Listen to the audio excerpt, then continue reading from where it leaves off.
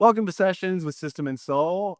I'm your host, Benj Miller, here with my co-host and business partner for life, McKenzie Decker.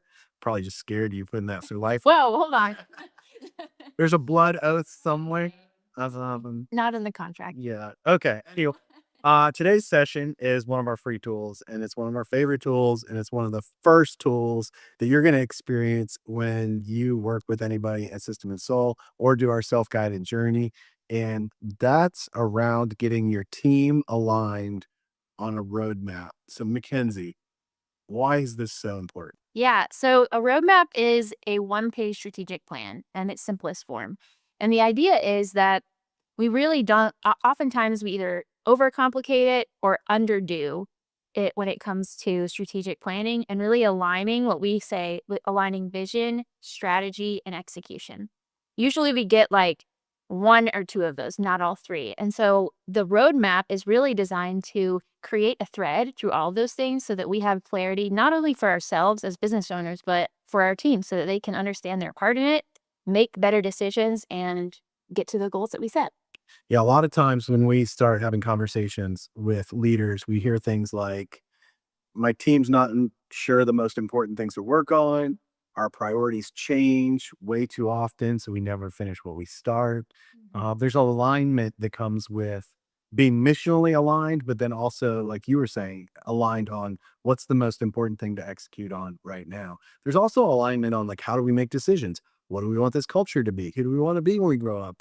And so many companies struggle because they don't take the time out to build the map. And that's what this has really been meant to be, is like, we're going to build the map before we go on the journey so that when we're hitting chaos, when we're confused, when we're struggling with a big issue, whether it's self-imposed, internal, external, whatever it is, we can go back to the map and say, what does the map say about what we should do next? And I know for us, it's been huge. We've had moments, whether it's been like a value thing of Yeah. what do our values say that we need to do in this. I know our economic engine has come into play multiple times where we're like thinking about this new thing. And we're like, hey, is that really going to affect the number one game we're trying to play? And it's like, no, that's just a shiny object, a Yeah. cool idea. I know we could do it, we'd be great at it, but it's not aligned. Right. And so this idea of alignment comes in, and in a way to really do that through the whole organization. Yeah, it's really intended to be a grounding tool. And I think, like you said, it can be very easy for us to breeze past some of these things, how we make decisions. Some of this stuff feels like, don't we do this every day? We should know this by now. But oftentimes it's unchecked for a long time. Then we fall into patterns or we develop goals, we develop habits, we develop a way of doing the work that we want to do, but it could be engineered better. Yeah. We're also talking about this early fall because for a very good reason. So everyone is, or most of you, I would imagine, have a block of time on your calendar somewhere, whether it's you by yourself or it's you with your leadership team. Some teams will spend days at a time, go on a retreat, spend all of these hours dreaming up a plan for the next year or the next several years. Before you do that we want to give you a way of really combining the vision, strategy, and execution in a way that maybe you haven't done before so that that time that you spend is really effective. So today's session is really it's a bit of a working session. So we're going to give you all of the components of the roadmap and then some questions to consider as you think about your strategic plan. Yeah. Ready to dive in? Yeah. And one note on this, we're going to go through this in like 10 minutes. Yeah. But it's just enough to get you a taste and to know what we're talking about, what we're like looking for in these different areas. But then we have a free tool they can download so they can do this with their team. And realistically, this is a 1.5, 2 day exercise with your team. So again, all free. We're giving you everything you need to go do this with your team, but we're going to walk you through it right now. So I'm going to start. Good. Yeah, let's do it. Okay. So the first thing that goes on the sheet, again, we're getting all this on one sheet so that we can really internalize it. It's not overbearing. But the very first thing is what we call an identity statement. Who are we? And a lot of people, when they start to get in here, our gravity moves us toward this like value proposition to the marketplace. Like, what's on the hero of our website. And that's really, really not what we're going for here. The onlyness statement is really meant to be that like flag that everybody internal knows who we are. So we call it identity because it's internal, it's who we are. And we all have that confidence, moving out of confidence, knowing who we are. And it's a really simple formula. So it's going to look something like this. All right. So we're going to start with the onlyness statement. Super basic, fill in the blank type formula here. But it's we are the only blank that's blank. The first blank is something super basic. What do? We pour concrete, we wealth management, we professional services. You'd be more specific than professional services. Well, what's the boring answer here? And then what is the thing that makes you unique? Something you care about, something that you do, the way that you do it. Go back to the origin story of why the organization exists. There are other companies that do what you do. So why do you need to exist? Well, you're the only one that what? And it doesn't have to make sense to anybody out there in the marketplace. It has to make sense to everybody internally in the organization. So that's where we're going to start. And then we're going to move to a destination statement. Destination statement also has 3 fills in the blank, and we're going to get a little harder on this one. So the first blank is where are we going? We are going somewhere. We're going somewhere. Let's decide ahead of time where it is so that we can all be on the same page, go in the same direction. This needs to be a tangible milestone. It's not the end of the game. It's a destination. Doesn't mean the game's over and we've arrived, but it needs to be something that like we stop and throw a party because we did something big, huge, monumental. The second part of this is by lens. This sets the pace. So if we're trying to be $100 million in 4 years, that's very different than saying we're trying to be $10 million in 4 years. We have to have a different pace, a different appetite, different capital, different leadership, different risk profile. So we're going to set the pace of our appetite here. We're going here by when, because why. Hopefully everybody's heard Simon Sinek start with why. That fits right here. Why is this journey to this destination worth going on together as a team? That's our destination. I say it's really simple. It's pretty simple to understand. It's going to take you a while to sit in that, work on that, and figure out what that is for you.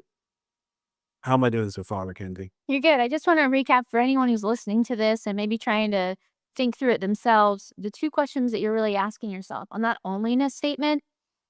And by the way, it's intimidating and people often push back on, well, we can't really be the only. Well, don't get too hung up on it. But the question you're really trying to answer is what banner do we fly under? Like what brings our team together in a way that they can get excited about what we're trying to achieve? So what banner do we fly under? And then when it comes to destination, we're looking at kind of like a BHAG, like what is the inspiring visionary goal that we're headed towards? So where are we going? When will we get there? We're going to set a realistic date and time for that. So we don't want to just set big goals and hopefully get there. What is the phrase? Like shoot for the moon, land among the stars. Like that's not how we do that with a destination. We want to set a where, a when, and then the why, that compelling reason that we're doing this to begin with. Yeah, perfect. Okay, that's our first part. Second part, we're going to add in here the hedgehog concept from Jim Collins. It's a long story. He took a fable from the 1800s about a little hedgehog that wakes up hungry. Fox that wakes up hungry every morning. It's going to go eat the hedgehog. And hedgehog just balls up, spikes out. Fox goes away, frustrated, but that night he gets a new plan. And he's got a great strategy to eat the hedgehog the next day. He goes out, same thing happens. And the moral of the story is that the hedgehog always wins because he just has to do one thing and do it really, really well. And Jim Collins took this applied it to his research where he found that mediocre companies change their strategies a lot. They change their tactics a lot. And great companies are focused on doing one thing. And the one thing is made up of like focus. So now we're talking about what gives your organization focus. And it's this hedgehog concept, but it's got 3 things. It's what are you deeply passionate about? what can you be the best in the world at, and what drives your economic engine? First two are pretty simple. What are you deeply passionate about as an organization? As you look around, as you hear conversations, what are the things? Maybe it's a customer group, maybe it's a way that you're making the world better, maybe it's your own people internally and the way that you do something there. And then what can you be the best in the world at? Typically, that has something to do with the craft that you're doing in your business, the way that you're doing. Again, be unique. If the thing that you're best in the world at has to do with how you treat your people, put it there because that's your thing. And then what drives your economic engine? It's a little more heady, but the best way to think about this is if I show up and say, I have a gift for you, and it is this can of gasoline. What do you hope is in the can? It's your limiting constraint that if you unlock this limiting constraint, you can go faster, further, and more exciting in your business. And if we know what that limiting constraint is, then we can get hyper focused as a team to cracking that open further and further. So that's the top third of the roadmap. So this all fits nicely on one sheet of paper using some big post-its up here.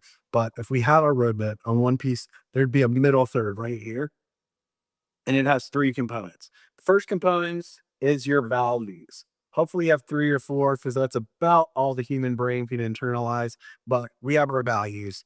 I'm not going to spend much time on that because everybody's heard everybody talk about values, but we're going to go over to this third section and we're just going to write culture. It's because everybody says we want to have a great culture or we have a great culture. And I'm like, what does that mean? And they can't answer that. So here's what we're going to say. What is a culture? What is our culture? What does it feel like to work here? What would be the best review we could get on Glassdoor about somebody talking about working here? Let's define what that looks like, what it feels like. Get three or four adjectives here. And then we can come back and solve for the middle. And the middle is organizational habits or org habits. So we've got our values. This is what individuals are expected to do when they show up. Here's what we're committing to do as an organization. And then as a result of that, that should equal this culture. And when we have this, we start to get a picture of what it looks like to build this. We keep committing to prioritizing, budgeting our habits. And when we're doing things, we can go, hey, is that going to make our culture feel more like this or less like this? So it's also a decision making, prioritizing, focusing exercise. Just like we talked about in the middle. When the chaos hits, how do we go back to the roadmap to understand what we need to do to be on the journey ahead? One of the things I love about this existing on a strategic plan is I think it's so unusual, but it's who we'll be in the course of doing the work that we say we're going to do. And I think if you look at any company over the course of their 10-year goal, there's a number of people related issues that are going to come up. There's the way that people make decisions. There's the way that people show up to do their work and lead their teams, and it all impacts this big destination that we have, this big vision that we have. So I love that who we are is just as much a part of the strategy as where we're going, what we're going to do, and how we're going to do it. Well said. Can I give you the marker to do the final third? You do it. I'm going to give some color commentary, I think. Okay. Yeah. All right. Well, I've messed up the layout because I did not lay out on a sheet of paper like this, but we're going to go with three more columns like we did over here. And we call these bets. And so when we think about what a bet is, it's a calculated risk. There's a risk, there's a return, there is an opportunity cost. And every leader, founder, CEO understands this very innately because starting the business was a risk, hiring the first employee was a risk, maybe taking capital or debt was a risk. There's these tiny risks we make every single day, and then there are some big decisions we make along the way with big risks. And what we need to do here is not only teach our organization how to think in bets and make bets, but we need to organize the business strategically to say, what are the bets that we're going to make collectively? And when we do that, we're going to do it on a 3-year horizon, a 1-year horizon, and a quarter. And what that allows us to do is give us a trajectory that we're aiming for. 3 years is far enough. I can kind of see it, kind of feel it, but it's still out there a little ways. This 1 year then becomes a list of our priorities for the year. This is not hypothetical. These are the goals, the priorities for the year. And then our quarter, it's the old adage, how do you eat an elephant one bite at a time? So here's how we're going to take a chunk out of our priorities for the year. Color commentary. Yeah. This is maybe my favorite section as an operator. This really takes this big vision and these big picture strategies and brings it to the ground and really helps us find some ways that we can really see that work getting done and gives us some clarity on where we're going to spend our time, resources, and energy. This is also an excellent tool for, when you get 6 months down the road after setting that strategic plan, it really becomes a thing that you look back on and say, as new opportunities come up, as new partnerships or new business lines appear on the radar, we go, is that part of what we've pre-decided? So it becomes a bit of a pre-decision tool that helps us make the right decisions later. A couple of things on this. When we talk about the 3-year, for some people that's almost too far out to really feel like we know what's going to happen in our industry or in the market to really make really concrete decisions on what we're going to do to get there. We call that a 3-year direction. So when you think about your 3-year, it could be helpful to think, what would we need to do in order to get to where we want to go, and kind of broader buckets. So it's sort of the direction of where we're headed. When we get to the 1 year, it becomes much more tactical. What do we need to see happen?